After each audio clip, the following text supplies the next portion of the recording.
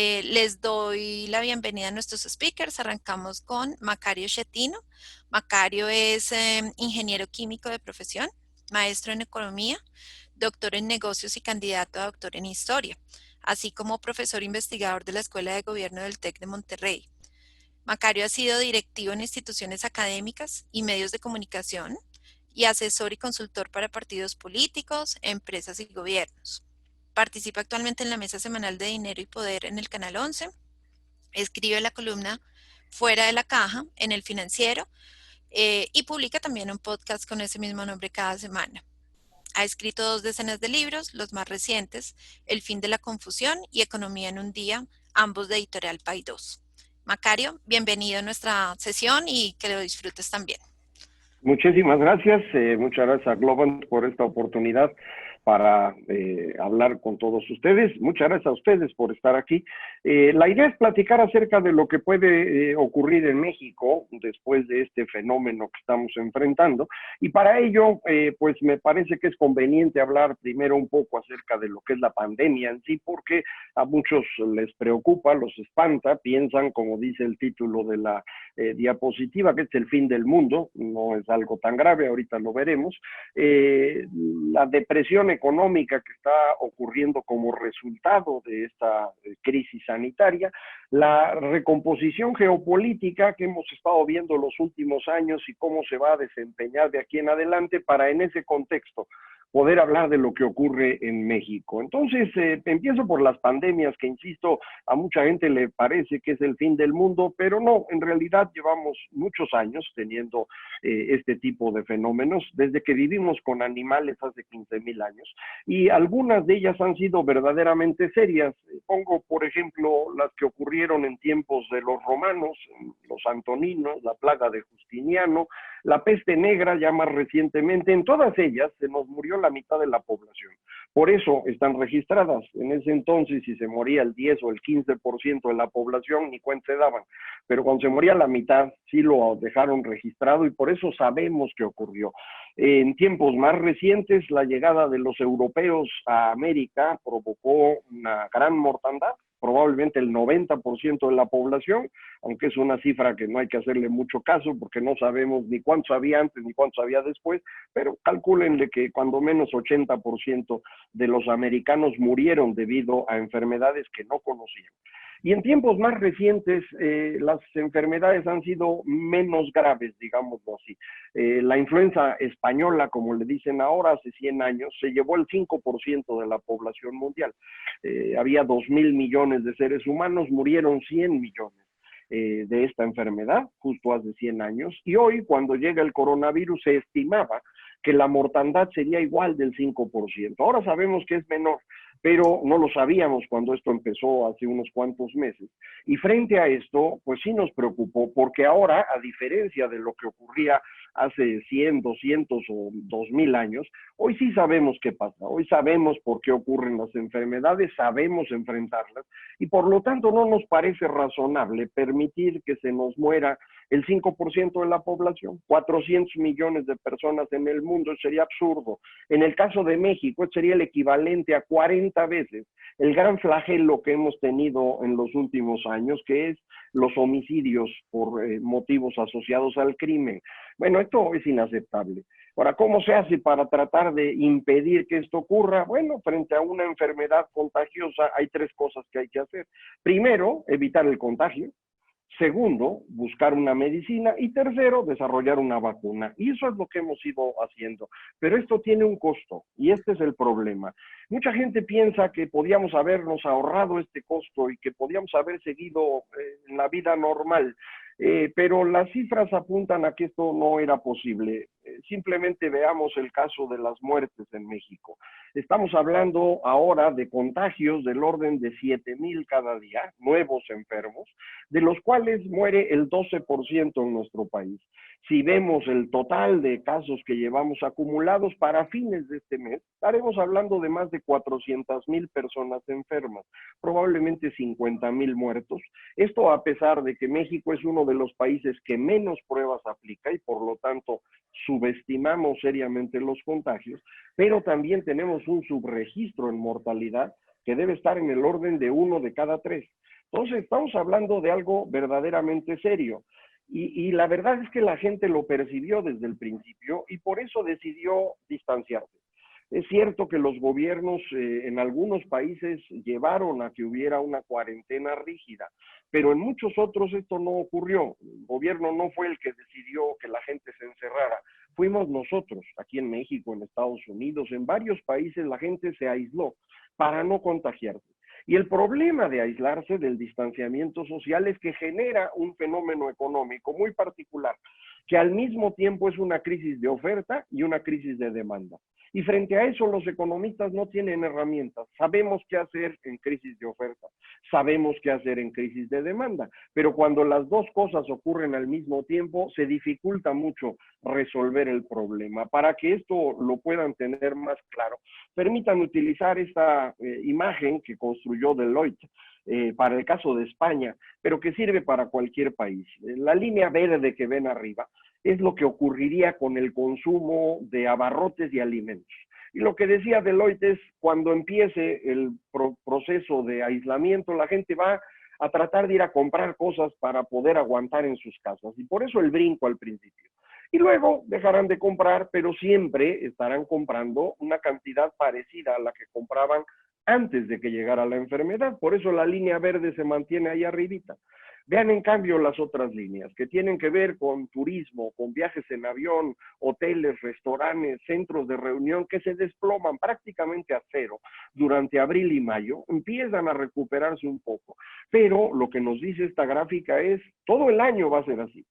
Y esto, bueno, pues era una estimación a ojo conceptual, no es numérica, pero si yo sobrepongo a esta gráfica lo que ocurrió en México en materia de consumo, tal y como lo mide BBVA con su indicador de consumo precisamente asociado a tarjetas de crédito y de débito, observen que el comportamiento es exactamente ese.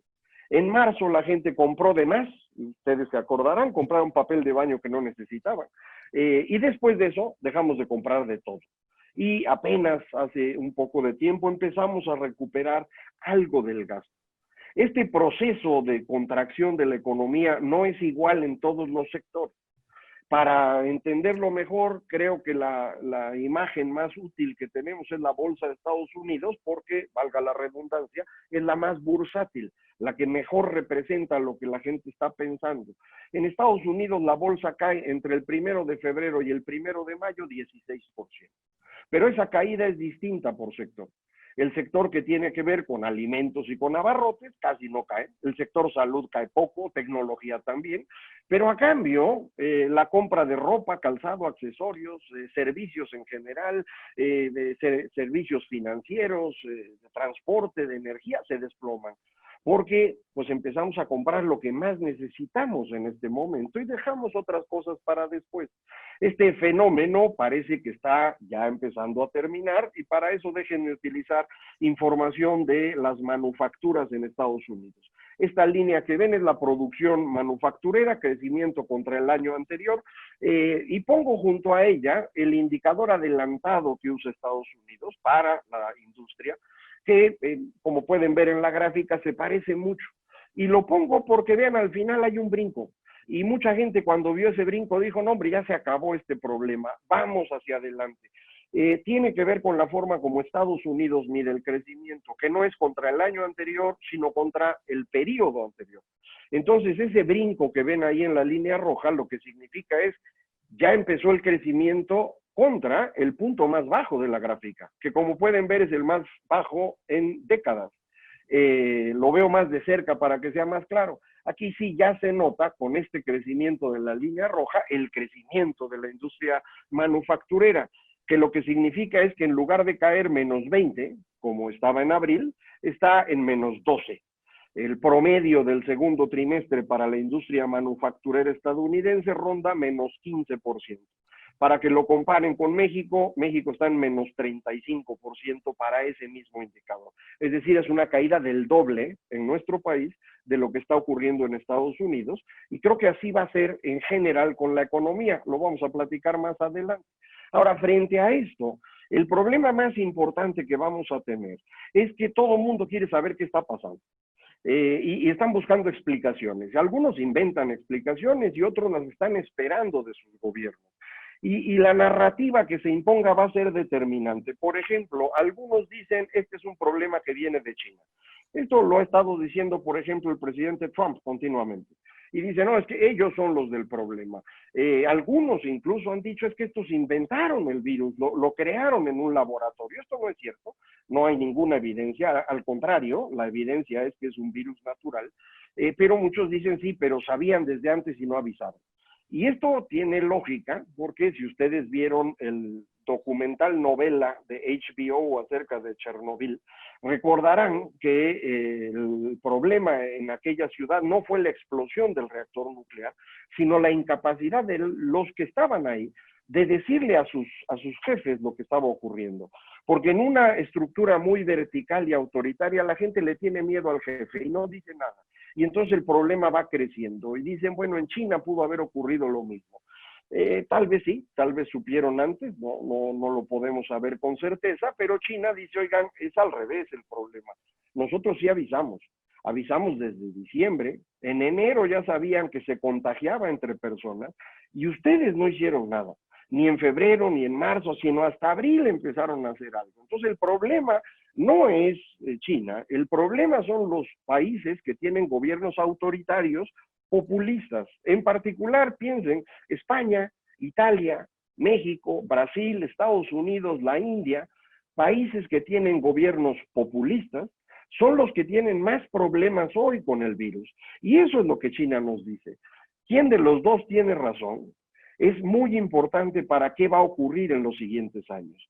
Y no es que esta razón esté asociada a la verdad, está asociada al convencimiento de las personas, porque los seres humanos no son capaces de entender la realidad. Los seres humanos somos incapaces de ello y necesitamos cuentos, modelos de la realidad que nos permitan entenderla. Y es sobre esos modelos y esos cuentos que discutimos, porque no podemos entender la realidad en toda su complejidad. De hecho, los seres humanos, para poder tomar decisiones, dependemos de dos sistemas distintos. Hay un sistema, se han puesto numeritos a estos sistemas para que no piensen que uno es mejor que el otro. El sistema 1 es el sistema rápido, el intuitivo, inconsciente, creativo, emocional. El sistema 2 es el sistema lento, el lógico, el consciente, el racional, el realista. Los seres humanos nos mantenemos en el sistema 1 la mayor parte del tiempo, porque es el natural para nosotros, es el que compartimos con los animales, decidimos con nuestras emociones. Y lo hacemos porque pensar cuesta trabajo. Pensar requiere tiempo, requiere esfuerzo, requiere recursos, duele. Si a ustedes nunca les ha dolido es que no han pensado, así que síganlo intentando porque es una cosa que cuesta trabajo. Pero aún cuando uno piensa, nos regresamos al sistema 1 en tres condiciones muy particulares. Cuando enfrentamos una situación extrema, si ustedes van caminando por la calle y se encuentran un tigre, no se van a poner a pensar de dónde salió el tigre. Córrele, mano. Luego piensa. Digo, a nadie se encuentra un tigre en la calle, pero sí a un ratero. Y tampoco van a ponerse a pensar, ¿por qué es ratero? Su mamá lo golpeaba, no lo querían de chiquito. No importa, vete, luego piensa. Segunda razón por la cual nos vamos al sistema 1, cuando enfrentamos disonancia cognitiva. Disonancia cognitiva es la forma bonita de decir que ya no entendemos nada. Recuerden, nosotros no podemos entender la realidad, creamos un modelo de ella. Cuando el modelo y la realidad empiezan a separarse y nos damos cuenta de ello, nos damos cuenta de que no estamos entendiendo nada. Y entonces, ¿para qué pensar? No vale la pena. Hay una tercera posibilidad que es más bien teórica, que por exceso de información no valga la pena pensar. Esto lo pongo en inglés ahí porque es más que un exceso, es una avalancha informativa, information overflow. Cuando esto ocurre, también no vale la pena pensar.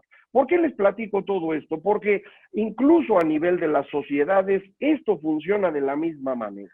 Para poder vivir junto a los demás, de forma pacífica, colaborando, trabajando juntos, necesitamos construir cuentos. Y estos cuentos, para que funcionen, deben ser conocidos por todos. De forma que cuando la tecnología de comunicación cambia, el cuento tiene que cambiar. Y si no logramos que cambie a la velocidad adecuada y nos damos cuenta de que el cuento que teníamos, es decir, el modelo, ya no funciona frente a la realidad. Entramos en disonancia cognitiva y nos vamos toda la sociedad junta al modo sentimental, al modo emocional. Se los pongo en dibujito para que sea más fácil. Cuando hay una nueva tecnología comunicacional o una amenaza externa y nos damos cuenta de que ya no entendemos nada, la sociedad entera se va al sistema 1, el sistema creativo, intuitivo, emocional, sí, pero también es el irracional, es el espacio del miedo, es el espacio de la angustia. Y la sociedad tarda décadas, si no es que siglos, en volver a tranquilizarse. Y cuando se tranquiliza, construimos sociedades prósperas, exitosas, en las cuales otra vez va a aparecer una nueva tecnología comunicacional y otra vez. Este es el ciclo en el que nos hemos movido los seres humanos desde que empezamos a reunirnos, hace 50,000 años. Yo no les voy a platicar los 50,000 años, pero sí voy a empezar de un tiempo más o menos lejano, porque quiero aprovechar esto para que vean que las pandemias no tienen un efecto tan importante. Hace 8,000 años, el Sahara se convirtió en un desierto. No era desierto, era un lugar con pastitos y arbolitos y había animales y mucha gente vivía ahí.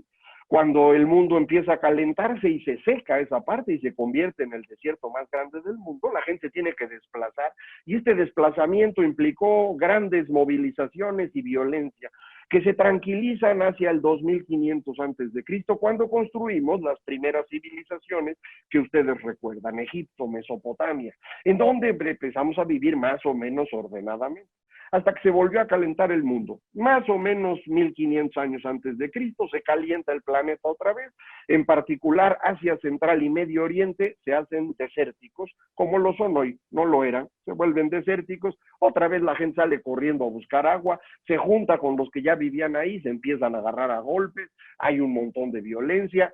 De esto sí se acuerdan ustedes porque es lo que narra Homero en la Ilíada y la Odisea. Ya que nos tranquilizamos, construimos sociedades ordenadas y bonitas, Atenas, Esparta, la República Romana, hasta que el mundo se vuelve a calentar. Y cuando se calienta otra vez la violencia, ahora controlada casi por completo por Roma, pero es lo mismo, violencia a pasto. Nos volvemos a tranquilizar y otra vez el calentamiento, el de los vikingos. Este fue fuerte, fue tan fuerte el calentamiento que se podía navegar por el Mar del Norte. Y entonces los vikingos lograron colonizar Islandia, Groenlandia e incluso Canadá. Son los primeros que llegan a América, nada más que pues nunca lo promocionaron bien y por eso ustedes más bien recuerdan a Cristóbal Colón. Volvemos a tranquilizarnos por ahí del 1200 y este es el periodo que tuvimos y estas son las pandemias que les comentaba, la de Antoninos, la de Justiniano, la peste negra, y vean cómo las pandemias no cambian el rumbo de la sociedad.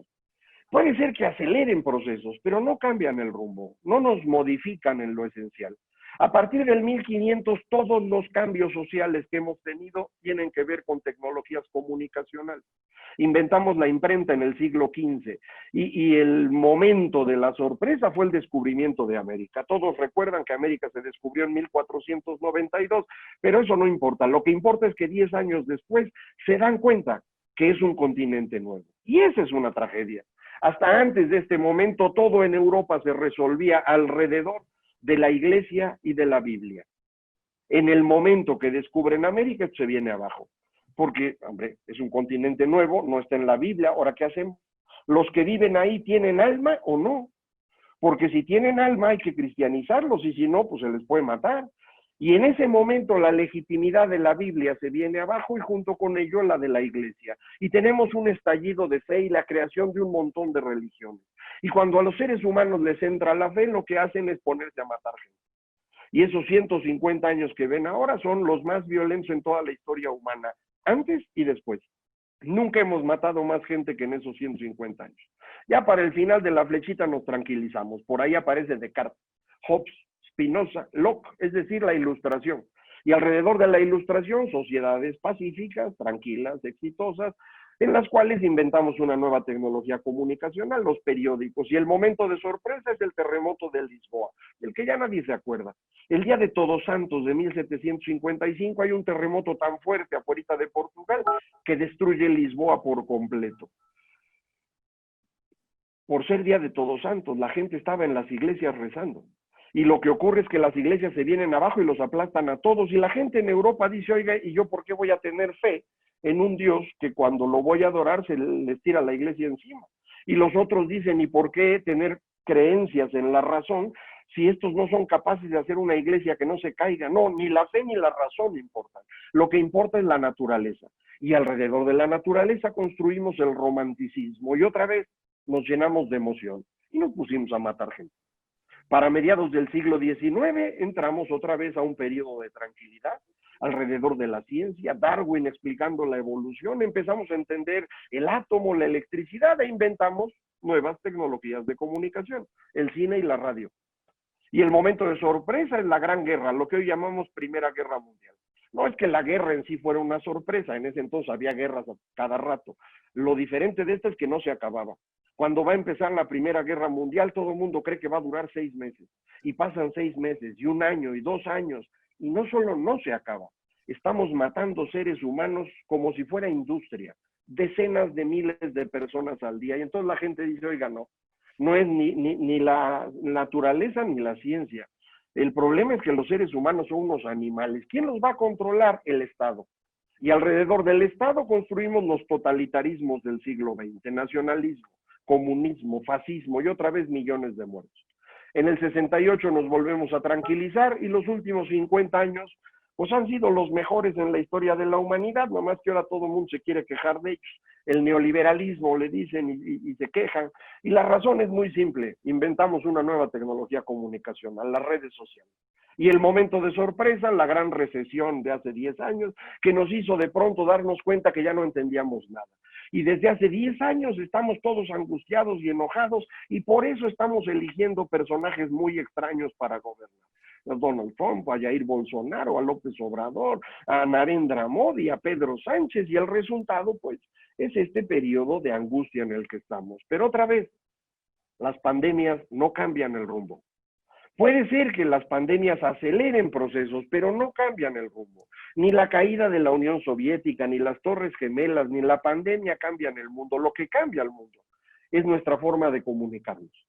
Porque alrededor de la comunicación se resuelve nuestro ciclo entre las emociones y las razones. Y en ese proceso estamos hoy. Esto es lo que estamos viendo hoy en el mundo.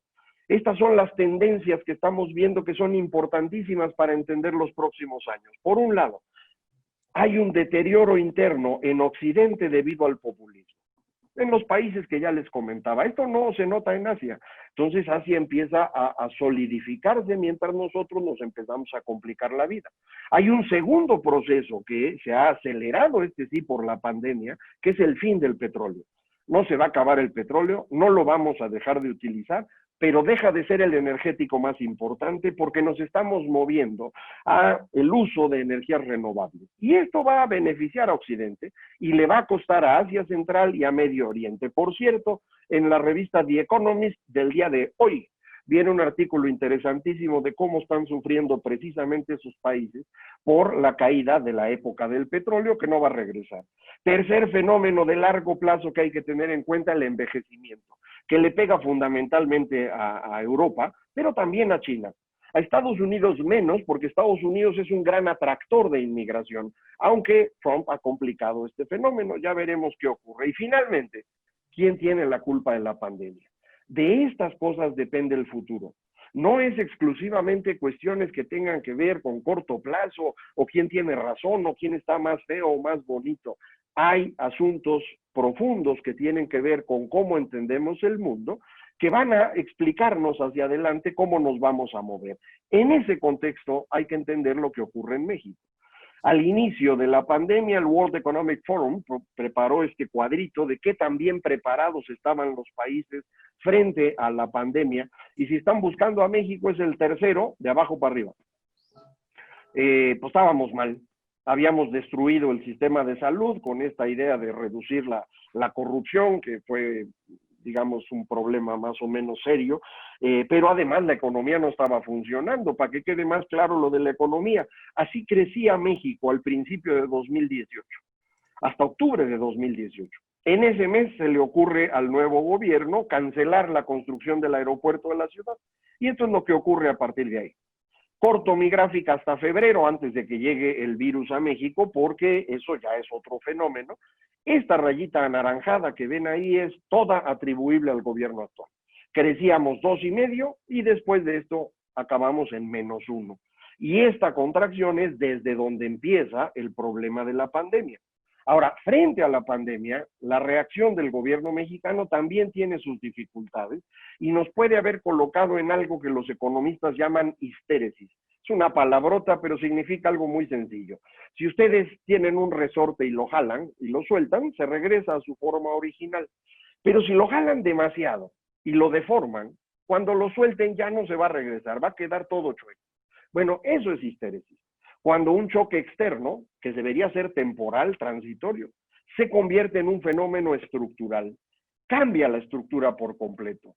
Para evitar este fenómeno de histéresis es que los países occidentales todos organizaron programas para contener el golpe económico. Estoy hablando de los países europeos, de Estados Unidos, sí, pero también de Perú, de Chile, de Colombia, de Argentina, de Brasil, que hicieron lo que pudieron cada uno de ellos para evitar que el golpe llegara directamente a hogares y empresas. En México no se hizo nada. Y entonces el golpe llegó completito a las personas. Y es por eso que las estimaciones de lo que puede ocurrir no son tan atractivas. Otra vez, este es el momento antes de que se decidiera la cancelación del aeropuerto. Aquí viene del aeropuerto en adelante hasta antes de que llegue el dicho. Y esto es lo que está ocurriendo hoy. 3 escenarios. Este es el menos malo, una caída profunda. Mañana tendremos información de cuánto fue el golpe para el mes de mayo, no va a ser un dato bonito, y la próxima semana sabrán de qué tamaño fue la contracción del PIB de México en el segundo trimestre. En mis datos, mi estimación es 22% la contracción, la próxima semana se acuerdan de mí. Bueno, ahí está el ajuste, regresaríamos más o menos rápido en este escenario que es el menos malo. En un escenario medio, la recuperación sería un poco más lenta, y finalmente un escenario feo en el cual la recuperación no ocurre. Esto se corresponde a lo que los economistas ahora diferenciar las recesiones, la forma de la gráfica, en V, en U o en L cuando no hay recuperación. Son los 3 que les estoy presentando. Mi impresión es que estamos en el de en medio, la rayita verde, una contracción muy fuerte este año, yo la estimo de entre 12 y 13%. En general, los economistas no están tan negativos como yo, y ahorita van a ver lo que ellos piensan, pero al final el resultado es el mismo. Mucha gente me dice eso no va a ocurrir porque la inversión extranjera y el tratado de libre comercio con Estados Unidos nos van a sacar adelante. Yo tengo mis dudas al respecto, el gobierno actual ha estado golpeando a la inversión extranjera y el TEMEC no es tan atractivo como era el NAFTA. Entonces, bueno, pues no estoy seguro que esto nos vaya a sacar adelante. Son cosas buenas, indudablemente, pero no hay que confiar demasiado en ellas. Me dicen, esto no va a pasar porque hemos salido de todas las crisis. Pues sí, pero ninguna ha sido como esta. Nadie de los que están aquí, nadie vivo hoy, le tocó ver una crisis similar que fue hace exactamente 100 años. Entonces, pues es difícil saberlo. Que tenemos herramientas para resolver el problema, pues sí había herramientas en México, no estoy seguro si todavía las tenemos, se han ido debilitando todas ellas. Tenemos adicionalmente el problema del crimen, que todo el mundo conoce y no me detengo ahí. Y finalmente una duda que siempre aparece en las conferencias y que por eso la resuelvo de una vez. Mucha gente dice lo que está haciendo el gobierno es a propósito, porque forman parte del Foro de Sao Paulo y quieren que México y muchos otros países de América Latina vayan en la dirección de Cuba y de Venezuela. Yo no estoy convencido de ello. El presidente López Obrador no es un socialista o un comunista, no es parte de este grupo. Él más bien está tratando de rehacer lo que él conoció cuando era joven. Él llegó a la Ciudad de México a estudiar en los años 70 y quiere recuperar ese país que vio, que le pareció maravilloso. Entonces quiere gobernar como gobernaba el presidente de entonces, Luis Echeverría, con todo el poder, hablando todo el tiempo, y con una empresa petrolera que le alcanzaba para financiar lo que fuera. Y eso es lo que está tratando de hacer.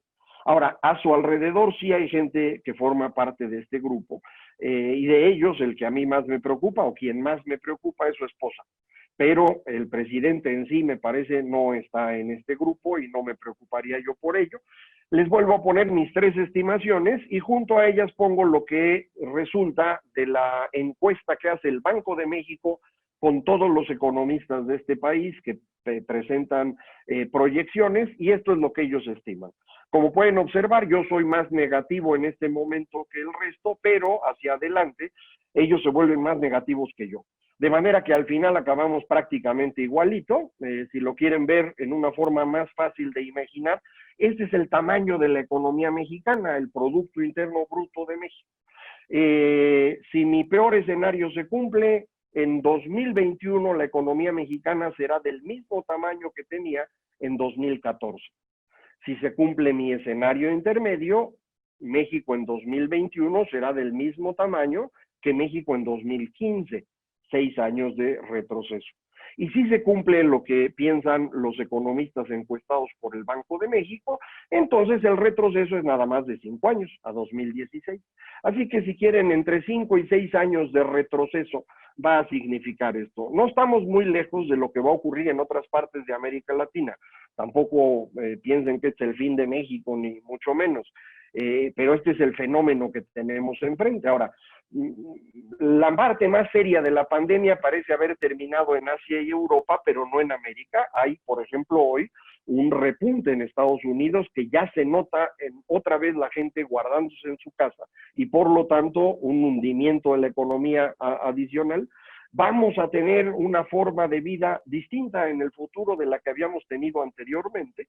Va a haber una caída económica global, pero no se angustien, no significa que el mundo se acaba, va a ser distinto en cada parte. En algunas partes esto va a tener que ver con los 4 distintos sistemas políticos que hoy tenemos en el mundo, sistemas autoritarios como China o Rusia, democracias que yo llamo conservadoras como Corea, Japón, Singapur, Taiwán, democracias liberales o los populismos que ustedes conocen. Frente a eso, lo más importante a tener claro es, las pandemias no cambian la estructura de la sociedad, aceleran procesos, y entre ellos un proceso clave que aceleran es la economía digital, que ha permitido un movimiento que nadie estaba esperando. Los mexicanos, por ejemplo, aprendieron a utilizar el comercio electrónico y la economía digital en unos pocos meses, lo que no habían aprendido en años. Y esto ya no va a regresarse. Entonces, este proceso sí es un proceso de transformación. Estamos frente a una década de disputa política, reacomodo productivo y adaptación tecnológica. En ese mundo tenemos mucha incertidumbre. Y cuando hay mucha incertidumbre, hay grandes oportunidades para crear. Es algo que uno no se imagina. Si todo se conoce, yo ya no puedo crear nada. Es cuando hay incertidumbre que hay una gran oportunidad para crear. Justo eso es lo que tenemos enfrente en este momento. Muchísimas gracias por escuchar.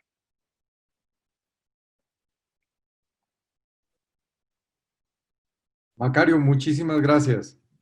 Gracias, Macario. Gracias, Carlos. Ahora le doy paso a nuestro Managing Director, Carlos Cáceres, de Globant. Y bueno, bienvenido, Carlos, también para darnos tu punto de vista sobre la región. Bueno, muchas gracias a todos los asistentes y participantes y a todas las preguntas que han formulado en el chat. No es fácil darle continuidad después de una presentación tan fluida como la de Macario, pero yo quiero robar 2 palabras que dijo Macario durante su presentación que nos sirven como base. La primera es la narrativa y es la forma como uno interpreta o ve el mundo. Y esa, siguiente, por favor. Esa es la primera narrativa que vemos nosotros en tecnología y es, no importa en qué negocio usted esté, su negocio como lo concibió, como lo manejaba, como lo trabajaba, ya no existe. Ya no existe. Y la segunda, que tal vez es importante, es las pandemias no cambian el mundo, pero sí la forma en que la gente trabaja y la forma en que la gente opera.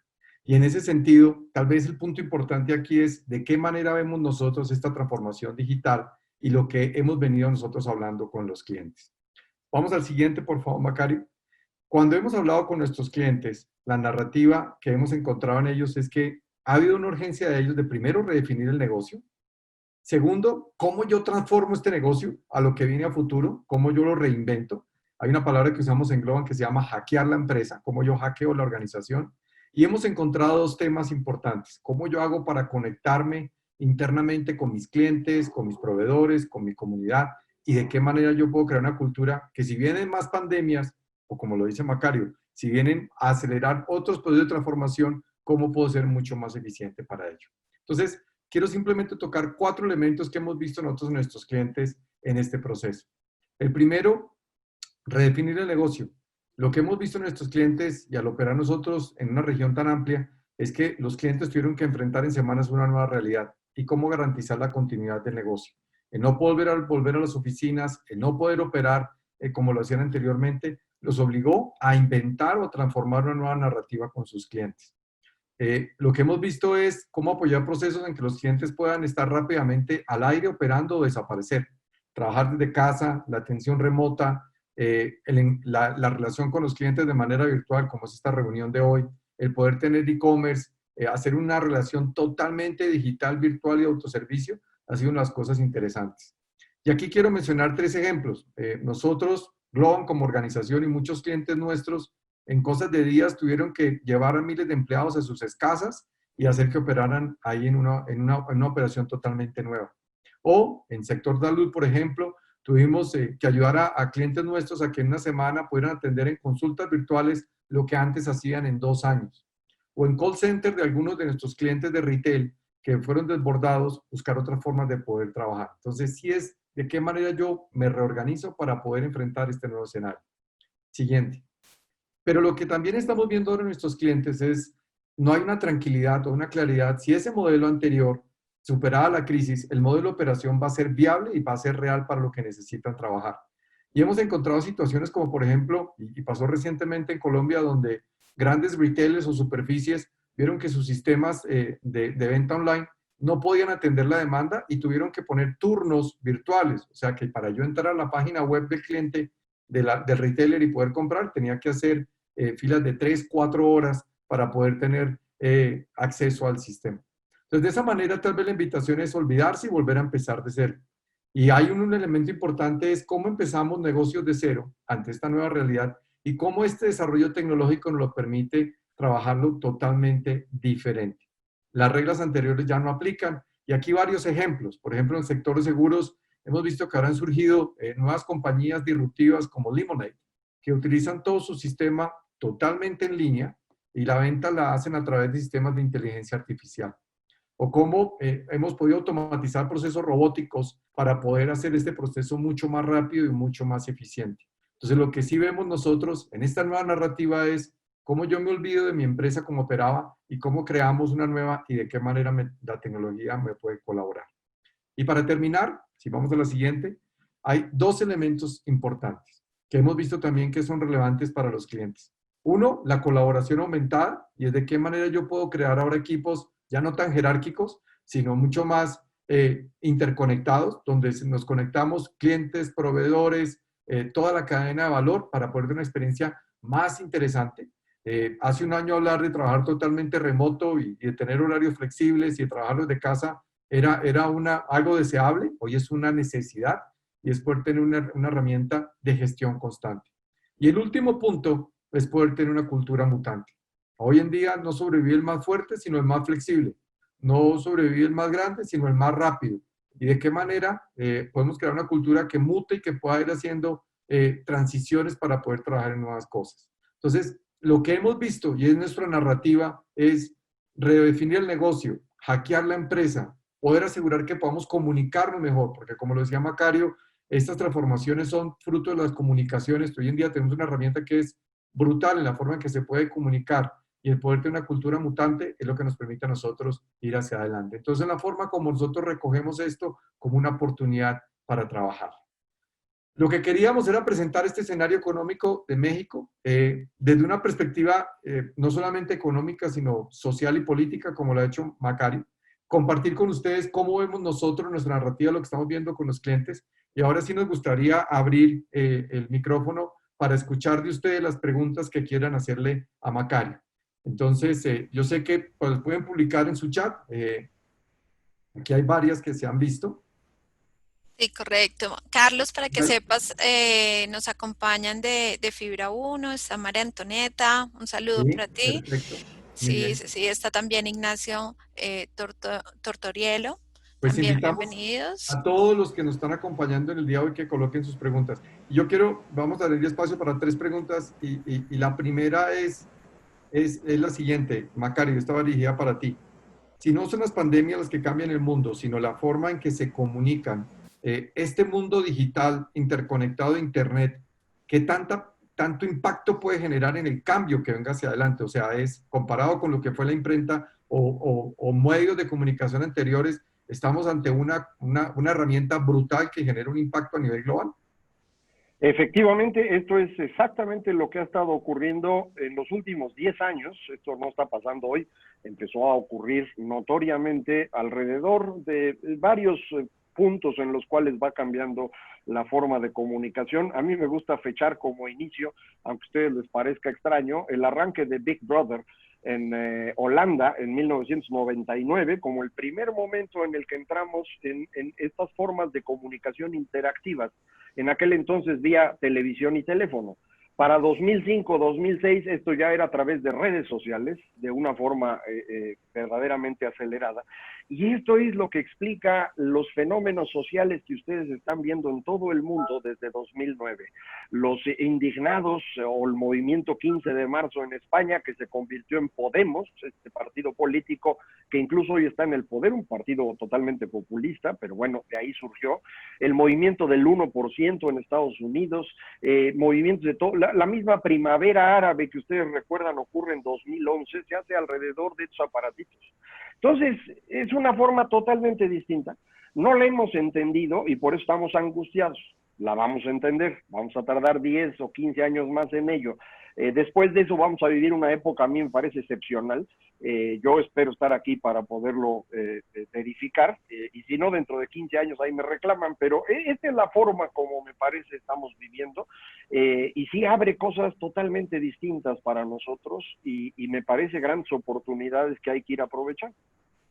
Perfecto. Aquí hay otra pregunta, yo creo que es más de carácter técnico. Dicen, ¿cómo pueden hacer las empresas para acelerar o hacer correctamente este proceso de transformación? Y yo tomo esta. En días recientes hicimos nosotros un webinar con cómo el proceso de transformación de una empresa de salud, Keralty, Colsanitas, conocidas en varios países, y quien ha liderado este proceso de transformación, él decía, miren, yo tuve que aprender, y era el caso que yo mencionaba, de atender en una semana el número de consultas virtuales que antes hacían 2 años. Y desde el punto de vista de manejo de proyectos, aprendí a dejar de ser caprichoso. Y la explicación que él daba de ser caprichoso era, antes yo hacía una planeación, antes yo quería que todos los sistemas se conectaran con todos, antes quería saber qué era la solución perfecta, hacer la evaluación de diferentes alternativas y después decidir para un proyecto que iba a tomar meses. Hoy el mercado no me permite ser caprichoso. Tengo que entender que tengo que hacerlo ya, que hacerlo rápido y voy aprendiendo sobre la marcha. Entonces yo creo que tal vez un punto importante hoy en día es no hay tiempo para ponerse uno a planear, hoy es el tiempo de ejecutar. Y como lo decían algunos pensadores, es estrategias de ejecución. Aquí hay varias metodologías que ayudan hoy como Lean Startup o metodologías ágiles que le dicen a uno es, haga una idea, ejecútela, vaya iterando y va encontrando pequeñas victorias tempranas para irlo adaptando. Yo creo que hoy en día el punto para uno poderse mover en proyectos de tecnología es dejar una visión de largo plazo, es paso a paso, poco a poco, va uno construyendo y lo va trabajando y para eso hay muchas metodologías que se están haciendo. Bueno, tenemos espacio para 2 preguntas más.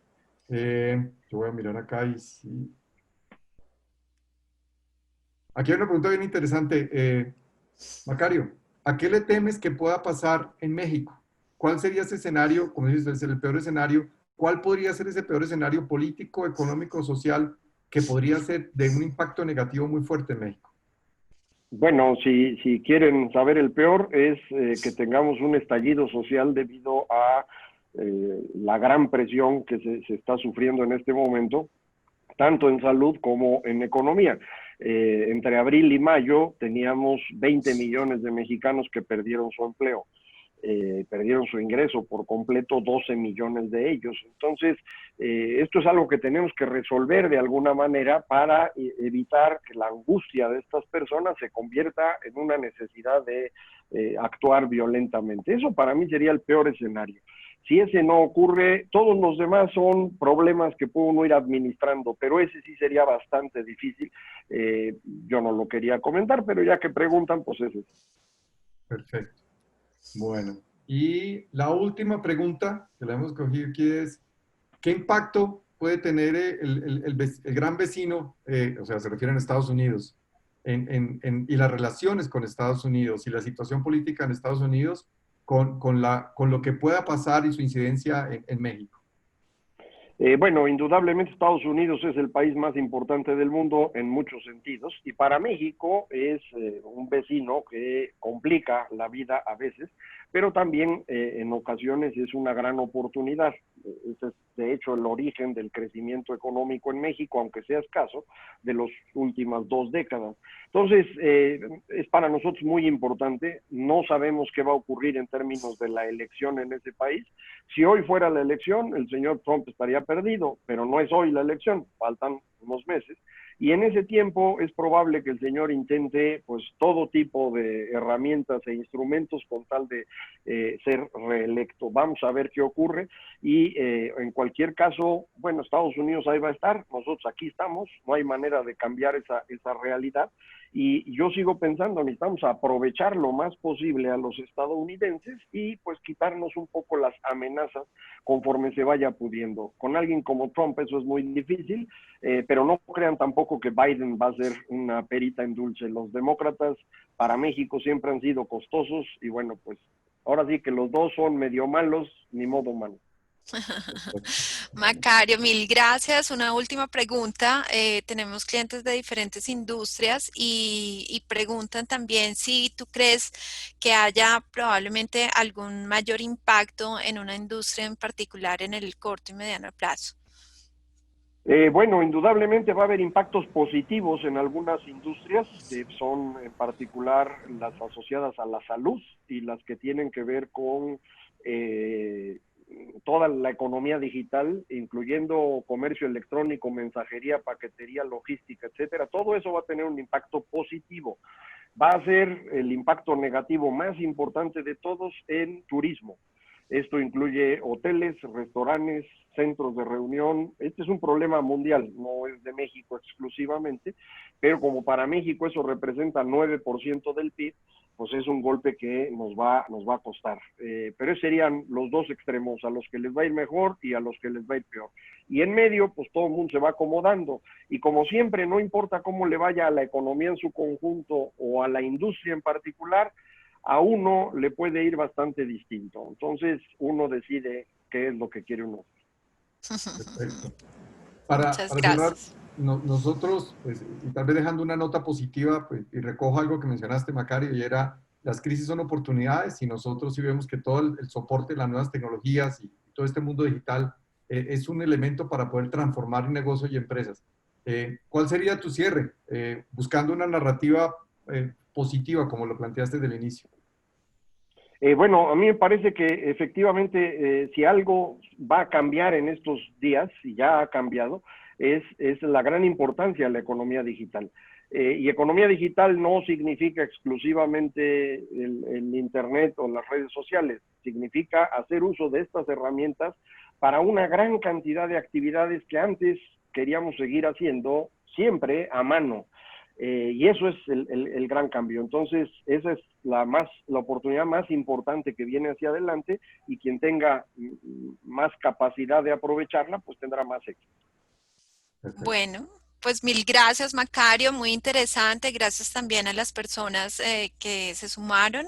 Como les comentábamos, era una sesión exclusiva y bueno, pues esperamos poder volver a contar en una próxima oportunidad contigo, Macario. Gracias, Carlos, también por tu Vale. participación No, con y con ustedes. mucho gusto les compartiremos también a las personas la grabación de nuestra sesión.